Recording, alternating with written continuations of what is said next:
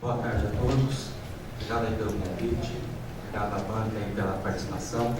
Eu vou tratar agora com vocês a questão da biomassa da cana, mas de forma um pouco mais específica a questão da geração de energia elétrica por meio do bagaço e da palha, que é justamente hoje, talvez um dos grandes negócios que tem ajudado o setor nessa crise que ele tem vivido desde o ano de 2009. Bom, antes de começar a apresentação, rapidamente, a Única é a entidade representativa do setor.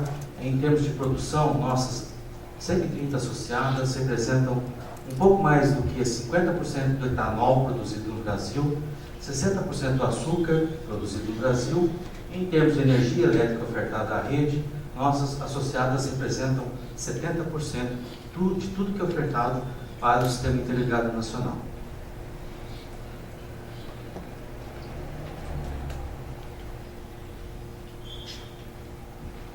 Em termos de aspectos gerais do setor supraenergético, é importante falar dessa gramínea, que é a cana, no sentido da energia primária contida em 1 tonelada de cana-de-açúcar.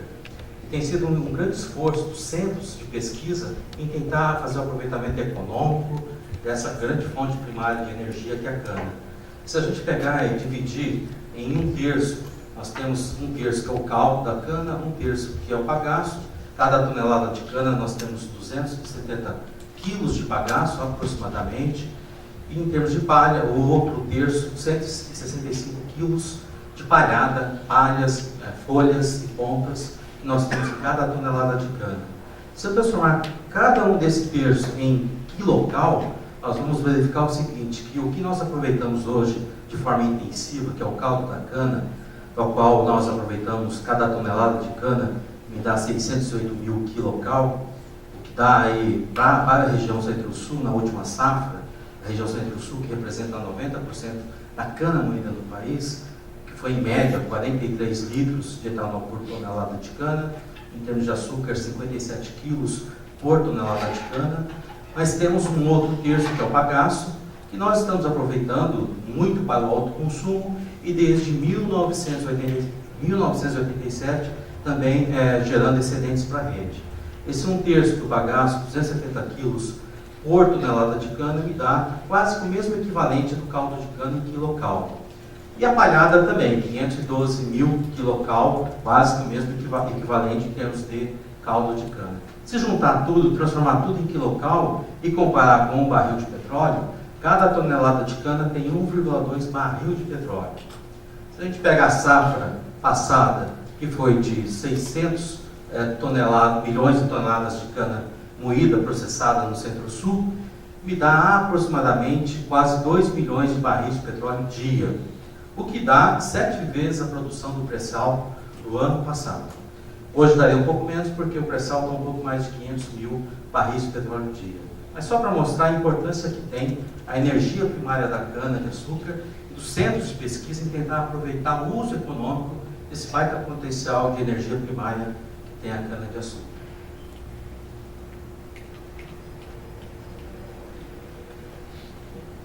Em termos de ganhos econômicos, ou geração de externalidades econômicas e sociais para a sociedade civil, hoje nós temos 389 unidades produtoras no Brasil, já chegamos a ter 432 usinas, esse número tem caído desde 2010 de forma sensível, espero que estabilize esse número.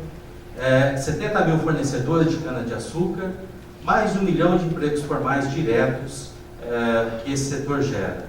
Em termos de produção, 28 bilhões de litros, 38 milhões de toneladas de açúcar e 28 milhões de litros de etanol. Em termos de receita gerada no setor, o PIB de 35 bilhões base à última safra. Em termos de divisas externas geradas em 2013, 14 bilhões de dólares na última safra. Só para mostrar a importância que tem, justamente econômica e social, a cultura da cana-de-açúcar. Do lado da energia elétrica, nós temos aí um cenário muito bom do ponto de vista da sustentabilidade que a cana propicia para a nossa matriz de energia. Por que isso? Enquanto o mundo é tocado a petróleo, gás e carvão, o Brasil, também em termos de vedete principal, é petróleo e seus derivados, mas o que diferencia o Brasil do resto do mundo é a outra metade do bolo. E como que é formada essa outra metade do bolo? A cana é a segunda fonte mais importante desde o ano de 2007. Nós ultrapassamos os produtos da fonte hídrica desde 2007, de tal forma que a fonte hídrica e produtos da cana, etanol e bagaço, propiciam com que o Brasil tenha esse perfil, em termos de matriz de energia, tão interessante do ponto de vista de sustentabilidade de energia renovável. De tal forma que, enquanto o mundo tem 86% da fonte não renovável à base da sua matriz, o Brasil tem aí apenas 59% de energia não renovável e 41% de energia renovável. Então a cana cumpre um papel não só econômico, mas do ponto de vista da sustentabilidade, em termos de energia renovável, na matriz de energia muito estratégica. Mas esse cenário de cruzeiro que eu passei para vocês tem sofrido alguma consequência muito forte da crise de 2008 para cá. O setor foi pego no contrapé, investindo de forma sensível, em apenas você pegar em 2008, que foi o início ou o auge da crise, você tem aqui que nós instalamos 29 usinas novas, greenfields, no setor supraenergético em apenas um ano. Boa parte na fronteira agrícola, Mato Grosso do Sul, Goiás, Mato Grosso, Minas, norte do Paraná, enfim. Então, o setor foi pego no contrapé, investindo no momento em que houve a crise econômica e financeira mundial e uma redefinição do papel da política das fontes renováveis na matriz energética do Brasil. De lá para cá, o setor tem aí sofrido de forma sensível, enquanto o mundo, ou talvez o Brasil, tenha sofrido aí uma marola, nós tivemos uma tsunami do ponto de vista da crise de 2008 até agora. A gente está tentando se recuperar. Então, aquele número que eu falei de 432 usinas e hoje 389, ainda há uma dificuldade, porque muitas dessas usinas ainda estão temos 66 usinas em processo de recuperação judicial, e o mais importante, que a partir de 2015 não há nenhuma perspectiva de nova usina saindo do papel. Então o setor parou em termos de expansão, o que é muito ruim do ponto de vista não só econômico, mas também do ponto de vista da matriz energética do Brasil. Falando um pouco da energia elétrica, que é a minha seara, minha zona de conforto, no sentido de que eu gerencio a parte de energia elétrica na Única, falar a importância que tem a cogeração, a bioeletricidade, a importância que tem os centros de pesquisas para o setor supraenergético, que é o desenvolvimento dessa atividade até nova, porque 1987 foi ontem do ponto de vista do setor elétrico, então é uma curva de aprendizado que estamos passando ainda. Mas o setor hoje já representa, se pegar a nossa geração exportada para a rede o ano passado, equivale a ter atendido 8 milhões de residências no ano inteiro, mais de 3% do consumo nacional. Considerando que o Brasil é um país aí continental, você vê a importância que tem já a bioeletricidade, a energia elétrica da cana, do bagaço, da palha para a rede. Bom, o nosso sistema é o sistema da cogeração, que é a produção simultânea de energia térmica e elétrica a partir do uso de um mix ou de um único combustível. Na verdade, o que nós temos aqui durante abril a novembro, a cada 3 minutos, para um caminhão com 60 a 70 toneladas de cana durante 24 horas na usina. Essa cana é processada, moída aqui nas moendas. O caldo eu faço o açúcar e o etanol, e de cada tonelada de cana, 270 kg de bagaço, que eu queimo aqui na caldeira, que aquece a água, que vira vapor de alta pressão. Mas para o processo, preciso de vapor de trabalho ou de baixa pressão. Qual que é a grande sacada da cogeração? Eu ponho um muro no meio do caminho. Que muro é esse? Um turbogerador. De tal forma que, depois que eu passar pelo turbogerador, terei o vapor de trabalho na baixa pressão, ainda terei ganhado de brinde um produto que é a energia elétrica. Só que, normalmente, as usinas não são tão eletrointensivas, são mais energointensivas, de tal forma que em algumas eu consigo suprir toda a necessidade de energia elétrica da unidade industrial e ainda sobra energia elétrica para vender à rede. Não são todas as usinas que geram excedentes para a rede, nós temos 389 usinas, todas são praticamente autossuficientes de abril a novembro na safra, para a produção de açúcar e etanol, mas apenas 170 usinas que exportam energia elétrica para a rede. Então, mesmo no parque existente, sem contar a expansão das novas usinas, mesmo no parque existente, teria mais de 200 usinas prontas que poderiam passar pela reforma, o que a gente chama de retrofit, e com o mesmo bagaço gerar mais energia, de tal forma que, além da autossuficiência, gerasse energia elétrica para a rede. Esse é um grande desafio da iniciativa privada, do agente público, dos centros de pesquisa. Em termos de capacidade instalada em 2014, só para mostrar do ponto de vista da importância que já tem hoje o bagaço e a palha da cana, nós temos na matriz energética, somos responsáveis por 7% em termos de megawatt, capacidade instalada na matriz de energia do Brasil. Representamos 7%, 9.339 megawatts. Ou é tão significativo quanto Furnas, que é o segundo maior parque gerador do país. Só para vocês terem uma dimensão, Itaipu tem 14 mil megawatts de potência instalada. E para falar como biomassa, como um todo, nós tivemos um marco importante, que em novembro do ano passado, a biomassa em geral, incluindo licor negro, que é um resíduo da indústria de papel celulose, madeira, biogás, casca de arroz, nós atingimos um marco histórico. Tivemos em novembro de 2013 o marco de uma Belo Monte instalado em biomassa no Brasil, 11.233 megawatts. Em termos de energia elétrica, a biomassa da cana, como eu já falei para vocês, temos apenas 170 usinas que exportam energia para a rede, de tal forma que, em 2013, metade dessa geração foi para o autoconsumo e metade para a rede. Nós produzimos o equivalente a mais de metade de um país como Portugal, ou 6% do Brasil. 3% foi para o autoconsumo e 3% para a exportação para a rede. Estamos crescendo ano a ano, se você observar aqui as curvas, nós estamos aqui aumentando a geração ano a ano, de tal forma que o ano passado foi um marco também, do ponto de vista da geração para a rede. Chegamos a atingir em agosto 22% do consumo residencial do Brasil atendidos pela biomassa da cana, ou seja, equivalente. Você vê que a importância que tem hoje já a biomassa não é imaterial do ponto de vista estratégico para a matriz. Hoje, os nossos reservatórios no Sudeste estão em 25%. Imagina se não tivéssemos essa geração da biomassa em 2013, como estaria. Então, realmente, biomassa não podemos nos dar ao luxo de desperdiçar esse potencial. Mas, por conta da crise do setor superenergético como um todo, nós estamos também, a bioeletricidade, indo de carona nessa mesma situação, sofrendo as consequências. Por que isso? Chegamos a vender no único ano dos leilões regulados 551 megawatts médios, 32 projetos. Depois, quando veio a crise, e por conta dos leilões, vocês devem ter acompanhado bastante na mídia, os leilões misturavam fontes que, na nossa visão, não são comparáveis, então biomassa concorrendo diretamente com a eólica, com grandes hidrelétricas, com gás, com carvão.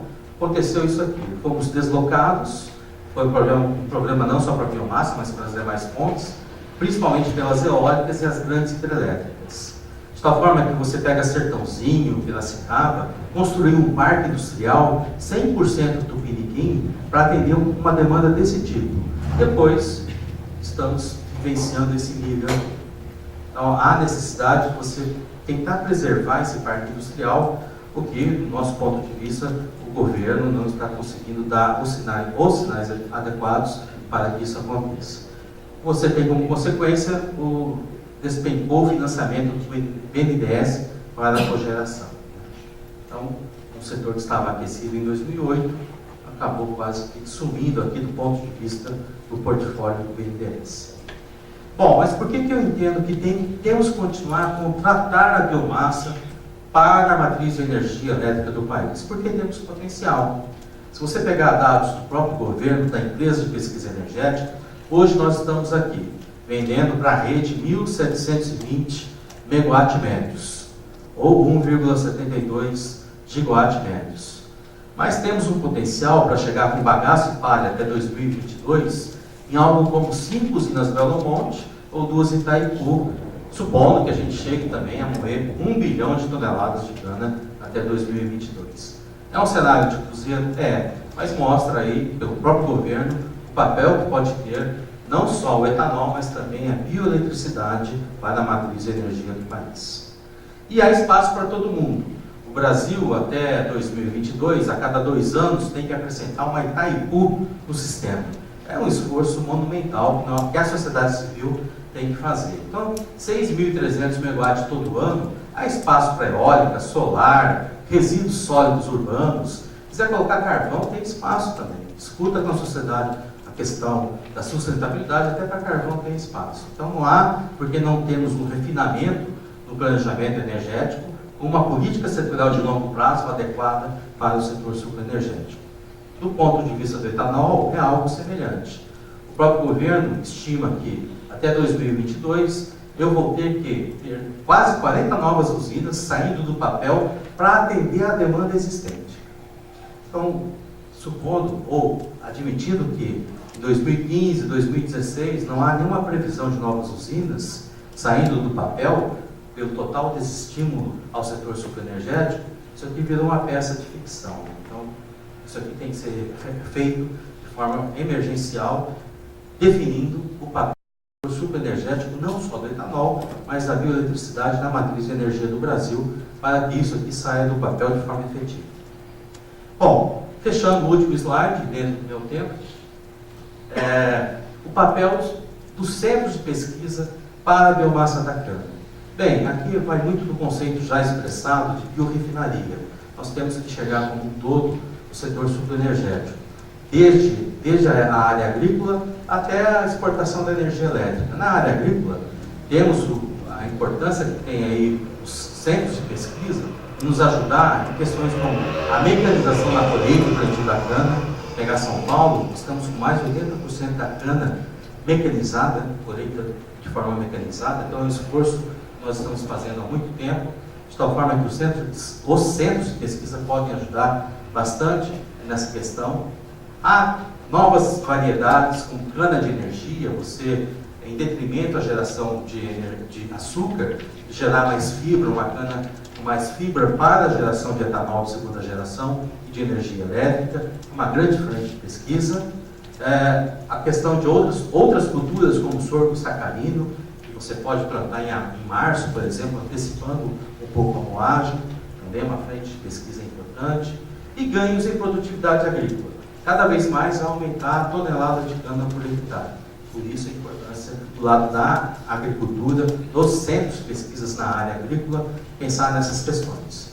Do lado do etanol, a questão que tem de ganhos de eficiências dos veículos flex no uso do etanol hidratado. Todo mundo sabe que, comparativamente à gasolina, você tem um preço menor na bomba para o etanol, porque ele rende, em média, 30% menos que a gasolina.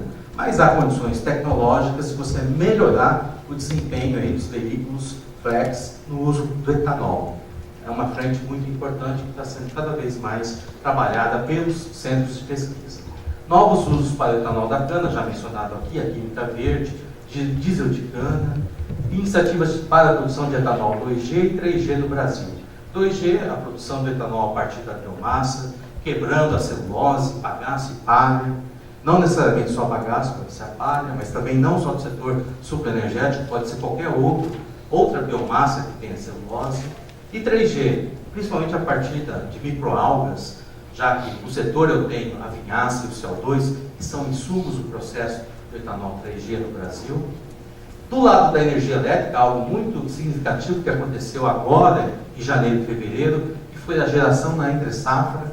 Então, a geração da biomassa na entre-safra, nosso colega, o Jaime, já até mencionou aqui, nós estamos com a palha conseguindo estocar a biomassa para gerar, tem unidades gerando por 11 meses, pagando apenas 1 mês para manutenção.